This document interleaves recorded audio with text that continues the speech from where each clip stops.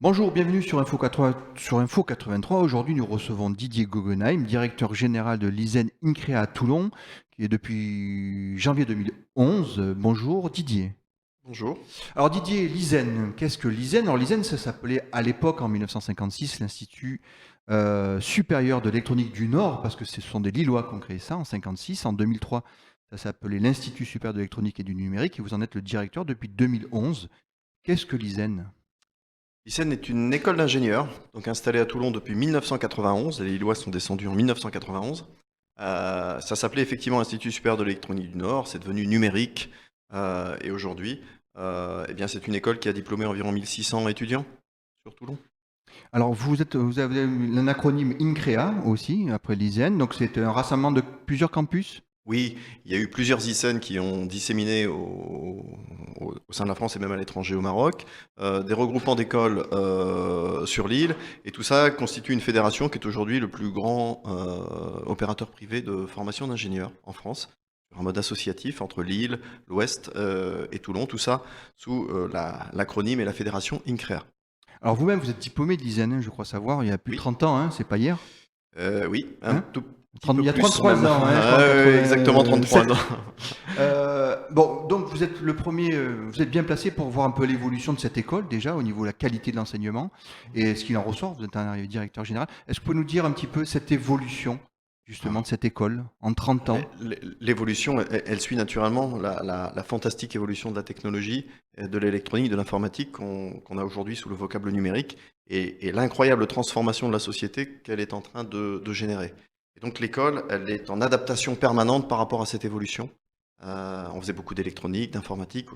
Aujourd'hui, on parle de cybersécurité, d'IoT, de big data, de cloud, de nanotechnologie. C'est une évolution permanente. L'école a besoin de s'adapter, de fabriquer ici les hautes technologies. Et c'est pour ça qu'on s'appuie beaucoup sur des activités de recherche, de R&D, de contact avec les entreprises pour suivre cette évolution et toujours permettre à nos ingénieurs d'être au top de la technologie. Alors justement, Didier, est-ce que vous avez une classe préparatoire intégrée ou est-ce que vous accédez aux élèves sur concours? Comment ça se passe l'intégration? Alors, l'intégration, elle se passe à plusieurs endroits, hein. On a près de 22 filières d'intégration, mais principalement, c'est vrai que l'on recrute à post-bac avec des prépas qu'on appelait avant des prépas intégrés, hein, qui sont des prépas à l'intérieur de l'école, qui sont de vrais CPGE, mais à l'intérieur de l'école, qui permettent un passage sur contrôle continu. On a aussi des filières qu'on appelle des filières experts parallèles, soit en bio, en Biost, sur Nîmes, soit ici sur Toulon, cycle informatique et numérique, qui permettent aux jeunes dès le post-bac de commencer à avoir une formation technique pour ceux qui ont cette appétence. Euh, et puis on a aussi du recrutement à Bac plus 3. On a aussi du recrutement à Bac plus 3 sur concours habituellement ou après un DUT ou un BTS. Alors quel bac est-il préférable d'avoir? Alors bon, tous les bacs sont accessibles, mais vraiment pour avoir un esprit un petit peu ingénieur du numérique et des réseaux, quels conseils pouvez-vous donner aux parents? Alors, je peux plus donner beaucoup de conseils parce que le bac va changer. Mais en tout cas, pour cette année, nous recrutons encore sur le bac S, ce qui était le bac S, et des bacs STI2D ou STL, des bacs technologiques.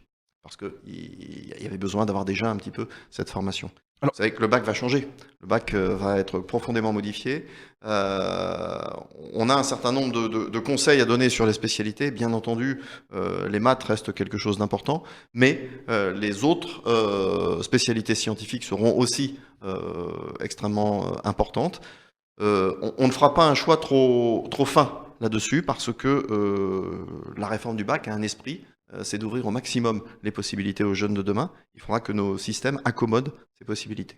on va se concentrer sur l'ISEN Toulon. Oui, Combien avez-vous d'élèves sur Toulon?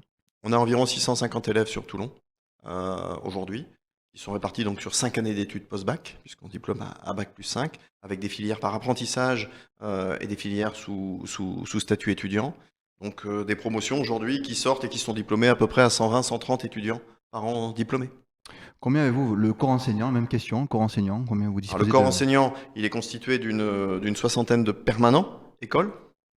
Et évidemment, nous Des avons recours vacataires? énormément aux talents qui se trouvent autour de nous, dans le milieu académique, dans le milieu industriel, dans le milieu des entreprises, parce que plus on avance, plus les spécialités s'affinent, et plus on a besoin de gens qui ont une véritable expérience pointue dans certains domaines. Donc on fait beaucoup appel à des vacataires. Alors Didier, on va juste voir un petit teaser de votre école où il y a un mix d'élèves et d'enseignants. On revient après. C'est une capacité, un talent j'allais dire, à innover, en fait, à faire quelque chose, à produire quelque chose de nouveau. À dire, à oser, proposer des choses, prendre l'initiative. À concevoir, mais surtout à être en rupture.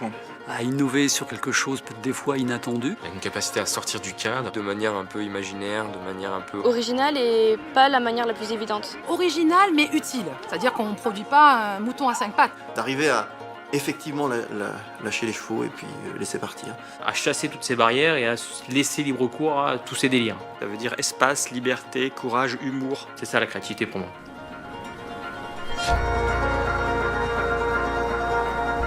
Nous on fait le pari qu'en fait la créativité, ça s'enseigne. Je leur explique que la créativité dans les entreprises, c'est surtout un processus collectif. On va travailler avec eux sur leur capacité à diverger. On nous entraîne à vraiment trouver des solutions aux problèmes, pas à appliquer quelque chose de tout fait. Donc on vient de voir là, un mix d'étudiants et d'enseignants. Quels sont les statuts qu'ont vos étudiants? Est-ce que ce sont des apprentis? Est-ce que vous faites de l'alternance à l'ISEN? Oui, tout à fait. On a une filière par alternance qui recrute à Bac+2, qui est en plein développement, avec le développement de l'apprentissage et les grosses réformes qui ont eu lieu. C'est une voie qui est extrêmement prisée par une certaine typologie d'étudiants qui ont déjà une certaine maturité, une appétence pour le milieu industriel, et qui leur permet effectivement de réaliser en 3 ans, par alternance, moitié dans l'entreprise, moitié à l'école, et d'obtenir un diplôme d'ingénieur qui a exactement, pour nous, la même valeur que le diplôme sous statut étudiant. Alors vous avez des partenariats avec des écoles d'ingénieurs dans le monde, parce que pour les stages, ces étudiants ont obligé de valider leur cursus scolaire par des stages. Aujourd'hui, un passage à l'international est impératif pour obtenir le diplôme. Minimum chez nous 3 mois à l'étranger, donc de nombreux partenariats avec plus d'une trentaine d'institutions extérieures, des doubles diplômes, parfois de simples échanges, parfois de simples stages, mais effectivement un grand nombre de doubles diplômes avec des universités au Canada, des universités en Écosse, même beaucoup plus loin, en Nouvelle-Zélande. Donc un petit peu partout dans le monde, c'est extrêmement important pour l'ouverture internationale de nos ingénieurs, mais aussi des doubles diplômes en France avec des masters et des masters spécialisés. Et avec des écoles de commerce, puisqu'on a une possibilité avec Catch Business School. Didier, combien coûte une année d'études à l'ISEN Toulon, enfin à l'ISEN?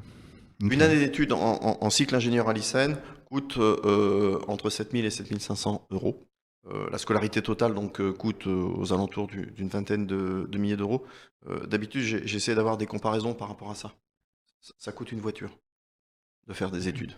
Sauf qu'une voiture, au bout de 5 ans, on la change. Le diplôme, il est valable pour 40 ans.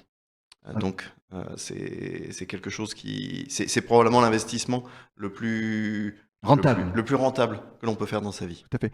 Bon, justement, donc ça a un coût. Vos étudiants qui sont ingénieurs à la sortie de votre école, ils peuvent prétendre à quel salaire? Le salaire aujourd'hui de sortie de nos ingénieurs, bien sûr, il a une marge de variabilité, mais on le trouve entre 38 et 42 euros brut annuel. C'est difficile toujours de savoir à quoi ça correspond. C'est un merveilleux départ dans la vie à 22 ans. C'est une incroyable chance qu'ont nos étudiants. C'est un accélérateur formidable. Au-delà de l'aspect financier, il y a l'intérêt qu'ils peuvent avoir dans leur boulot. C'est un métier passionnant avec une ouverture professionnelle qui est aujourd'hui sans égale. On revient vraiment au sens premier du mot ingénieur. L'ingénieur, c'est celui qui architecte les objets de notre quotidien, qui architecte les systèmes qui nous font vivre et qui nous facilitent la vie. Aujourd'hui, le numérique est partout et donc on fabrique vraiment les architectes du futur. Alors Didier, une dernière question.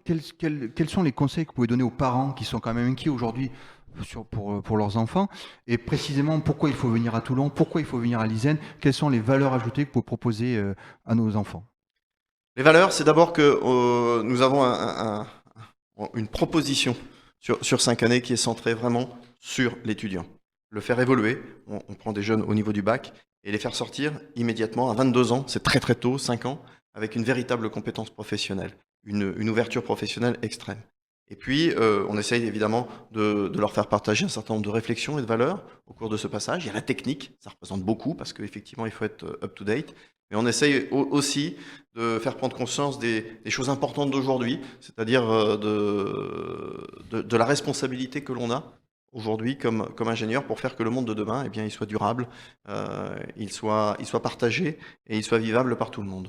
Alors justement, pour conclure notre entretien, et pour que les parents et les enfants visitent votre établissement qui se situe, je crois, sur la place Besagne, c'est bien ça, hein, à Toulon, hein? Il se situe À côté du Stade face de la Mayol, hein, FNAC, oui, en face de la FNAC, sur la place Ronde, à l'entrée du centre Mayol, juste en face. Faites-vous donc une porte ouverte prochainement?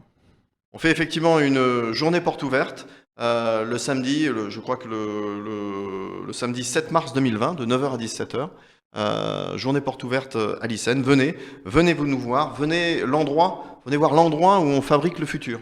Parce que je le dis, et c'est ce qu'on essaye de faire partager quand les gens viennent, on est en train de fabriquer le futur ici, à Toulon. On forme les ingénieurs qui fabriqueront les objets et le monde de demain. Ça se passe ici, dans notre ville, à Toulon en plus. C'est un bel endroit pour le faire. Didier, le message est passé. On vous souhaite plein de bonheur dans cette période de vœux. On est encore aux périodes de vœux et on peut encore en quelques jours, en quelques heures. Donc on vous souhaite une grande réussite pour votre école et de la développer encore plus qu'aujourd'hui. Un grand merci.